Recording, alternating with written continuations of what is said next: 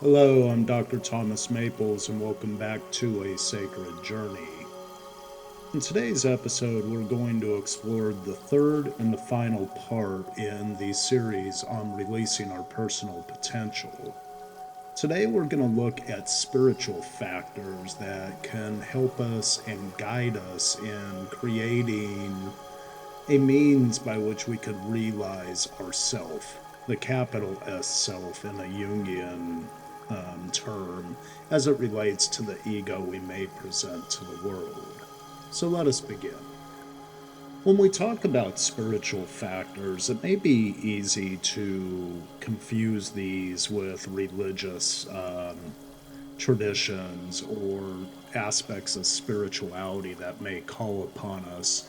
And while spiritual factors for personal potential and well being are grounded in the morals and ethics of religion as well, when I talk about spirit within the context here is finding those elements of life that bring life back to the process of living.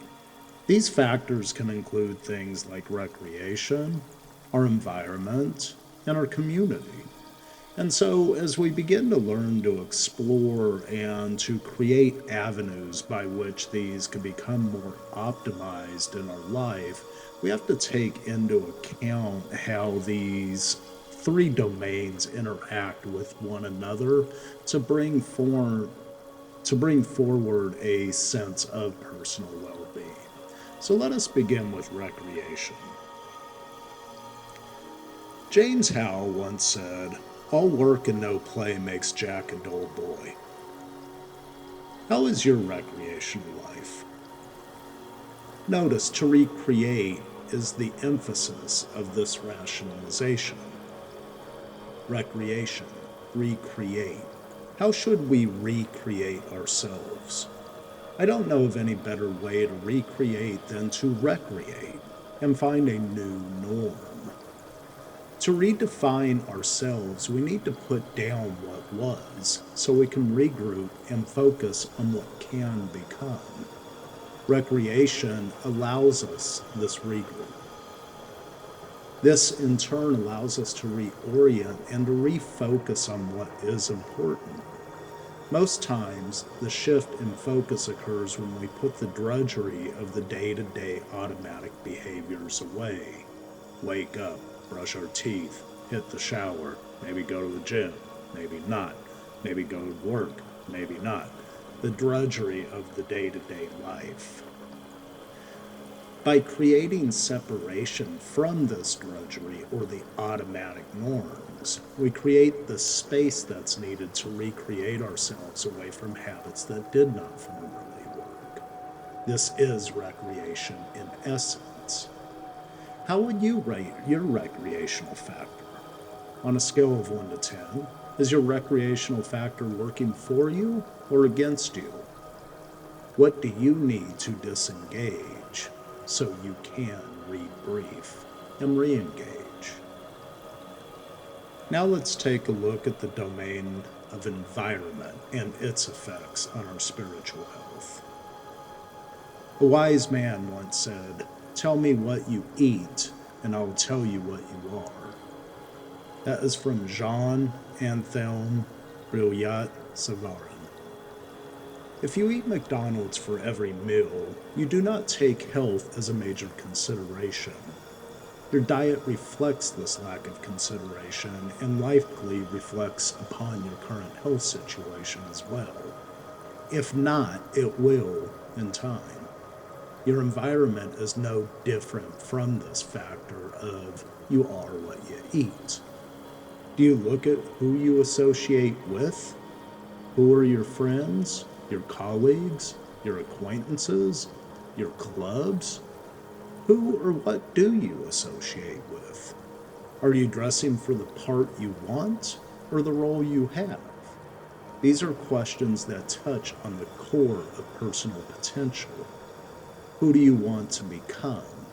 Are you associating with others who are on the same trajectory? If not, how would you rate this factor on a 1 to 10 scale? What room for growth can you create in your environment to help you grow towards the aspect of your dreams? Our environment interacts very personally with our spiritual dreams. It creates the movement that spirit gives that's needed to create those dreams into something that can be tangible and touched.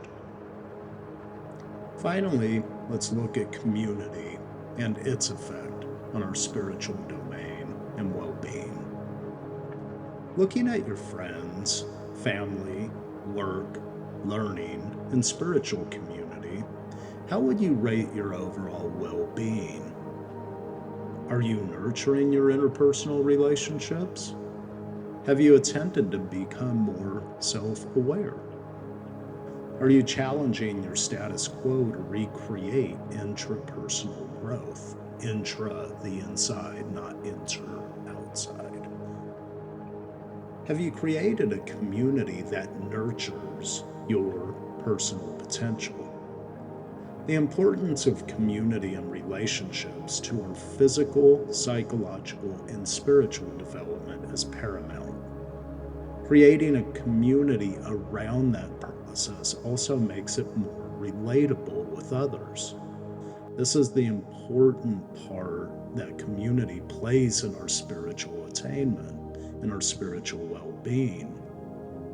It offers us a source of grounding, someplace to call home, as well as people to relate with that may have similar values and life aspirations that we wish to achieve as well. On a scale of 1 to 10, how would you rate your community? What steps would you need to take to create or reinforce an optimal community that could bolster you towards your dreams rather than keep you away from them? In conclusion, I would like to say that the journey towards personal potential is an ongoing process that requires self-awareness, balance, and a continuous effort. It is work.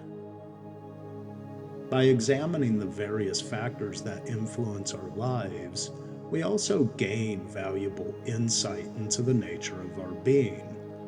These factors include relationships, health, learning, career, finances, recreation, the environment, and the community we create.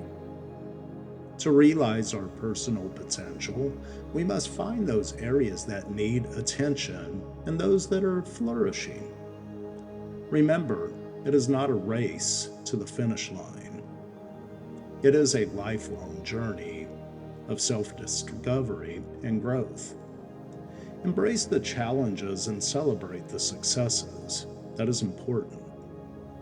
Always keep striving to become the best version of yourself, but do not forget to give yourself a pat on the back when you have arrived. This is very common in the chase for perfectionism, which itself could keep us from realizing our personal potential.